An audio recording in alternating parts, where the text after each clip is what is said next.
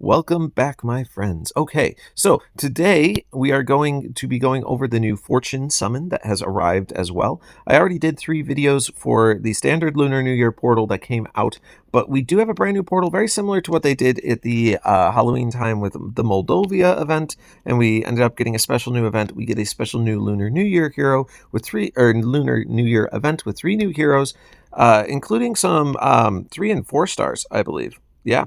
So we actually have a couple 3 and 4 stars that are Lunar New Year related, which is interesting because up until now, I think it's the only event in the game that didn't get 3 and 4 stars. And technically, the regular Lunar New Year event still doesn't, but this new one does. So that's interesting. All right. So without further ado, let's go ahead and get ourselves into these new heroes. We'll start right at the top with Wei Q or Wei Qi. Very interesting art. I mean, I kind of like the sort of like spiritual dragon that I think this guy has here, but let's get into it and take a look. First of all, he's the wizard class, so he does have a chance to do additional damage based off the number of buffs your opponents have.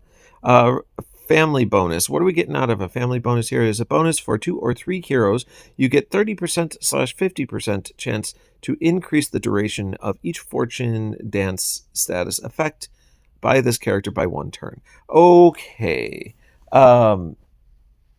So that's interesting. It's not a particularly strong family bonus. I'm going to point out that if you have 2 of these heroes, it's still only a 30% chance to increase it by 1 turn. If you have 3 of them, it is only a 50% chance to increase it by 1 turn. So I don't know if I necessarily find that to be overly powerful for a family bonus, but that is what they did for the family bonus. Okay. Down here in the passes department, we get Fierce Dancer. If any allies are dancing, this character's special skill deals plus 30% more damage. That is very interesting. So we'll sort of get into that and we'll go from there. In our 8th power, we do get attack up, which will give this character plus 20% attack for the first 6 turns. We do appreciate that. Usually at least your first special will be able to benefit from this. Now, down here in the specials department, we get Slash of the Vibrant Lion. Okay, so that wasn't a dragon. That's a spiritual lion, I suppose. Okay, fair enough. And then it'll be operating at Dancer speed. Oh, goodness. What is a Dancer speed? Dancer mana speed is faster than fast, but becomes slow for 3 turns after a special is cast. I like how they made that rhyme. All right. Anyway, so that's fun.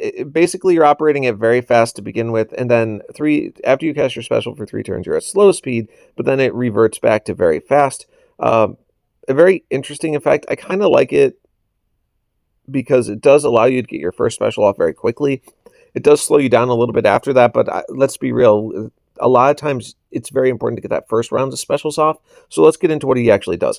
So we got deal 700% spirit slash damage to the target. Spirit slash safely removes buffs before dealing damage. Okay, there's a question mark here. Damage is reduced by 50% for each removed buff. Oh, interesting. Undispellable buffs are also removed. Yeah, okay. So this guy is going to remove buffs from its target, and it does a pretty solid hit, but if his target has buffs, for each buff removed, damage is reduced by 50%. So it's going to chop it down a lot. Now, what I'm assuming is it's going to be an incremental step. So in other words, removing 2 effects does not make this guy do 0 damage, but rather removing the first effect would change a 700% attack to a 350% hit. Removing a second one should then change a 350% hit to a 175% hit to the target. But realistically, God, that's a large damage drop off. So you want to hit targets without buffs for sure. And we'll get into that, why that might matter in a moment, but that's just a lot to wrap my head around right there. Okay, so that's how that works. And then nearby allies dance the Vibrant Fortune Dance for 4 turns. Vibrant Fortune Dance has plus 50% defense. Dealt damage is increased by 20%. The effect is 30% stronger against ice targets. Received damage is reduced by 20%. The effect is negative 30% against fire skills. Fortune Dancer stacks with other dance effects.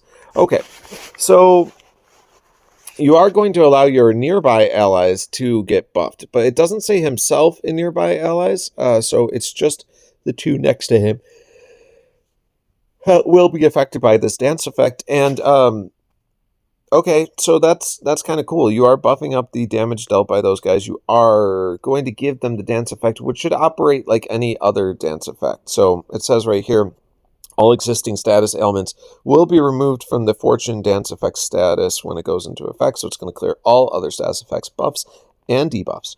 Fortune Dance gives immunity to new status ailment effects except for other dance effects, so you can't put new buffs or debuffs on them while they're dancing, and the Fortune Dance effect cannot be dispelled. This effect is removed if the caster is defeated. So very standard effects there. Kind of interesting. I don't know how I feel about all of this. Like, I mean, look, on a scale of 1 to 10, I have to rate this guy.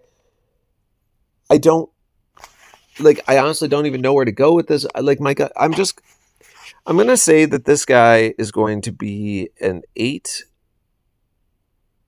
but I'm really torn on that. Like, the way that the damage drops off if he has to dispel his target is going to possibly make this guy hit like a feather duster.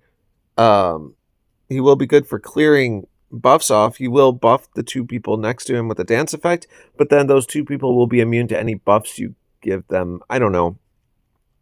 Just a weird character. I'm not sure I'm overly excited about this one, but if you pull him, you'll probably learn how to use him. But it's going to require a little bit of tweaking, I think, to maximize the potential of this character, and that is not one of my favorite things to do, is having to design an entire team around somebody's weird deficiencies. But either way, I mean, he could end up being very good. I'm just not sold on this hero yet. So that's it. We'll just leave him at an 8 for now because I think he might operate better than I'm guessing he will. And I don't want to undersell him to a 7, but he does have the potential to just be a 7, I guess. Like, I'm not convinced. I just have to see this guy in action. So we'll stop it there. We'll leave Wei Kui or Wei Qi or whatever his name is going to be at that. And you know what? I'll move on to the next video. I still have 2 more of these to do. So if you do like what I do, go ahead and click that button at the bottom right. You can find me easier in the future, and we'll see you in the next video.